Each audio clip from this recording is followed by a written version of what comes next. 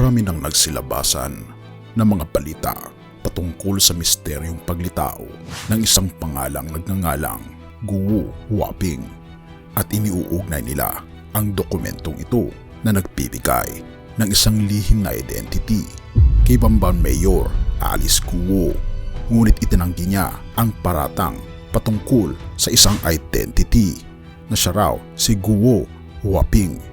Ano nga ba ang lihim na katotohanan patungkol sa bagay na ito? At meron akong bagong pasabog patungkol sa bagay na ito. Ngunit ang pinakahuli ay mamamangha ka sa ating i-reveal patungkol kay Mayor Alice Guo at patungkol sa topikong ito.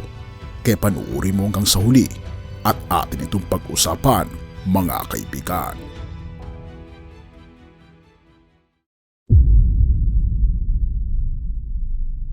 Malamig ang gabi sa Bamban, Tarlac. Isang lihim na dokumento ang natanggap ng isang kilalang news outlet. Ang dokumentong ito ay naglalaman ng isang pangalan na matagal nang nababalot ng misteryo, Guo Huaping. Ipinakita ng dokumento na si Guo Huaping ay isang dependent ng isang Special Investor Resident Visa o SIRV holder na si Lin Wenyi. Sa kabila ng lahat ng haka-haka, ang impormasyong ito ay nakumpirma ng isang mapagkakatiwalaang source mula sa Board of Investments o BOI. Ika pa sa source, totoong may ganoong tao na dependent ng isang SIRV holder. So ang nakalagay doon, si Guo Huaping. Ngunit sino nga ba si Guo Huaping at bakit ang kanyang pangalan ay biglang lumutang sa eksena? Ang sagot ay maaaring matuklasan sa susunod na kabanata. Ayon sa BOI, si Guo Huaping ay nakarehistro bilang dependent ni Lin Wenyi mula pa noong 1999. Ang dokumento ay nagsasaad na kasama ni Lin Wenyi ang kanyang mga anak, kabilang na si Guo Huaping, sa kanyang aplikasyon para sa SIRV.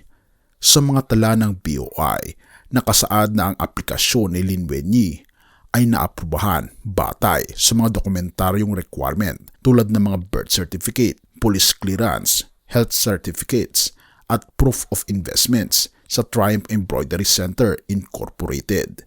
Ngunit isang nakakagulat na detalye ang lumitaw, ang pangalan ni Alice Guo, ang kasalukuyang mayor ng Bamban, ay hindi lumalabas sa anumang dokumento ng BOI na may kaugnayan sa prosesong ito. Isang pagsabog ng impormasyon ang nabunyag na si Guo Huaping at si Mayor Alice Guo ay maaring iisang tao. Ang mga dokumento mula sa BOI ay nagpapakita na si Guo Huaping ay pumasok sa Pilipinas noong Enero 12, 2003, noong siya ay 13 years old pa lamang. Ngunit sa kabila ng mga ebidensya, patuloy na itinatanggi ni Mayor Alice Guo ang akusasyon. Ayon sa kanyang abogado, si Atty. Nicole Jamila, nananatiling matatag ang pahayag ni Mayor Alice na walang katotohanan ang mga paratang. Mayor Alice's statement remains the same and she denies that allegation. Ika pa ni Jamila. Ang BOI ay naglabas ng isang detalyadong briefer na naglalahad ng mga record ni Guo Huaping.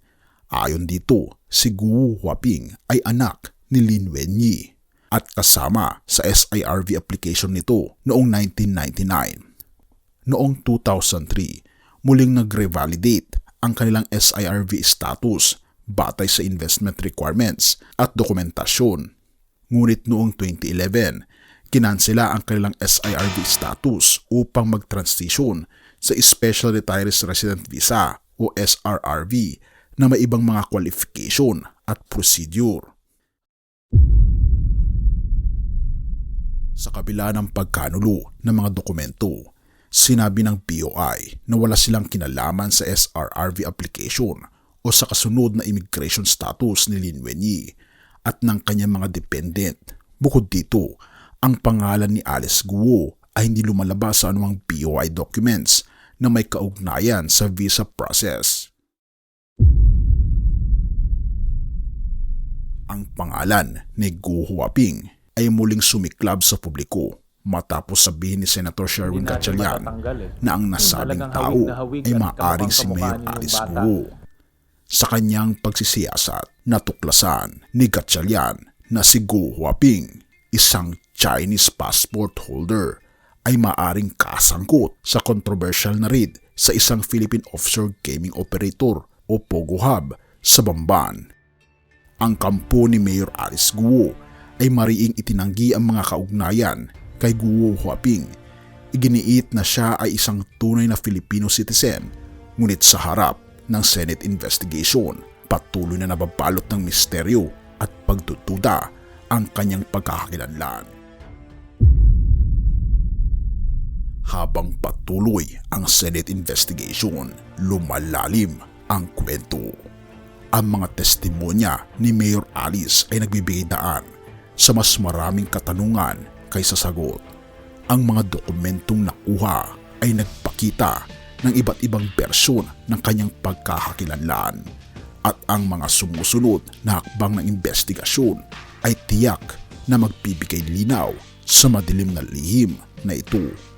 Ngunit sa gitna ng lahat ng ito, sino nga ba talaga si Gu Huaping at paano ito nakakaugnay kay Mayor Alice Guo? Abangan ang mga susunod na kabanata para sa kasagutan na magbibigay liwanag sa madilim na kalituhan. 1:8 verse 32, katotohanan ang inyong pakasandigan at ang katotohanan ang magpapalaya sa inyo. Sa gitna ng aligasyon at kontrobersya, ang paghahanap at pagsunod sa katotohanan ay napakahalaga. Ang katotohanan ay hindi lamang nagbibigay linaw sa mga katanungan, kundi nagbibigay din ng kalayaan mula sa mga pagdududa at kasinungalingan. Sa kwento ni Gu Huaping at Mayor Alice Guo, makikita natin ang pangangailangan ng katapatan at integridad upang maiwasan ang pagkakalito at kaguluhan. Ang katotohanan ng ating gabay upang magkaroon ng kapayapaan at pagkakaintindihan sa ating lipunan. Tayo'y manalangin. Ama naming Diyos na makapangyarihan sa lahat, salamat po sa inyong salita na nagbibigay liwanag at katotohanan sa aming buhay. Tulungan niyo po kami, Panginoong Diyos, na palaging hanapin at ipamuhay ang katotohanan, lalo na sa mga panahon ng pagdududa at kaguluhan. Bigyan niyo po kami ng tapang na manindigan sa tama at maging matapat sa lahat ng aming ginagawa.